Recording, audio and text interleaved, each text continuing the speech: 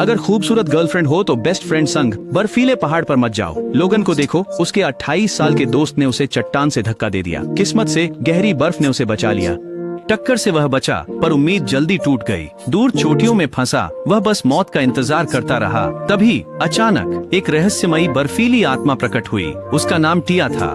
उसने उसके अनुभवों का मजाक उड़ाया। लोगन ने उसे भ्रम मानकर बदसूरत कहा, पर टिया को गुस्सा नहीं आया। इसके बजाय उसने उसे बचाने का फैसला किया। हाथ के एक इशारे से बर्फ के टुकड़े घूमकर एक मजबूत बर्फ का ठिकाना बन गए। लोगन अवाक रह गया। वह सचमुच वही पौराणिक हिमकन्या थी। लेकिन इससे पहले कि वह कुछ समझ पाता, टिया उसके बैग में कुछ ढूंढने लगी। उसने उसके आधे पैसे मांगे, इंसानी खाने का बहाना बनाकर, जबकि जादू से वह आसानी से पा सकती थी। उनकी जाति का एक सख्त नियम था, इंसानी दुनिया में बेवजह दखल नहीं देना। फिर उसने लोगन से कहा, कल उसे पहाड़ से नीचे उतारेगी, पर आज रात उसे ठंड में जीना होगा। तमाम मुश्किलों के बावजूद लोगन बच गया। अगली सुबह छत गायब थी। टिया ने उसे कसकर गले लगाया।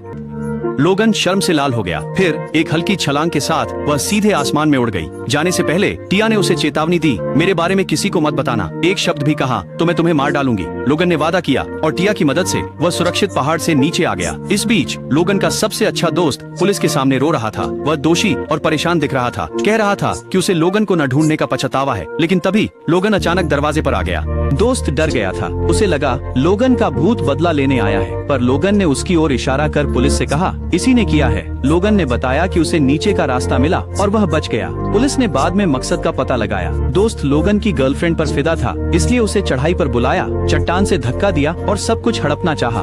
उसके बाद लोगन ने वह दर्दनाक शहर छोड़ दिया। 11 साल बाद वह लौटा। वहाँ उसने एक जानी पहचानी आकृति देखी। वह टिया थी, हिम आत्मा जिसने उसे बचाया था। उसने कोई हंगामा नहीं किया, बस चुपचाप उसके बगल में बैठ गया। इतने सालों बाद भी टिया ने उसे तुरंत पहचान लिया। राक्षस इंसानों को शक्ल से नहीं बल्कि ऊर्जा और गंध से पहचानते हैं। लोगन ने उसे जान बचाने के लिए धन्यवाद दिया और कहा कि काश वह उसे चुका पाता। टिया को अब भी इंसानी खाने की चाह थी। लोगन ने उसके लिए खाना बनाने की पेशकश की। घर लौटते हुए लोगन ने अपनी दुखद कहानी बताई। वह पहाड़ से बच गया, पर उसकी पत्नी उस धोखेबाज दोस्त के साथ चली गई। उन्होंने मिलकर उसकी कंपनी हथिया ली। उस धोखे के बाद उसे किसी पर भरोसा नहीं रहा, इसलिए वह शांत जीवन जीने लौट आया। पर लोगन ने कहा उसके पास इतनी बचत है कि 60 साल तक बिना काम किए दोनों का गुजारा हो जाएगा। उस दिन से वे खुशी खुशी साथ रहने लगे। हर दिन किराने का सामान खरीदने जाते थे। लोगन स्वादिष्ट भोजन बनाता, टिया खाती। टिया के साथ लोगन अतीत से उबर गया, पर योगदान न देने पर टिया को बुरा लगा तो उसने अपने शरीर से चुकाने का फैसला किया। अगर तुम लोगन होते, क्या तुम टिया का प्रस्ताव ठुकरा पाते?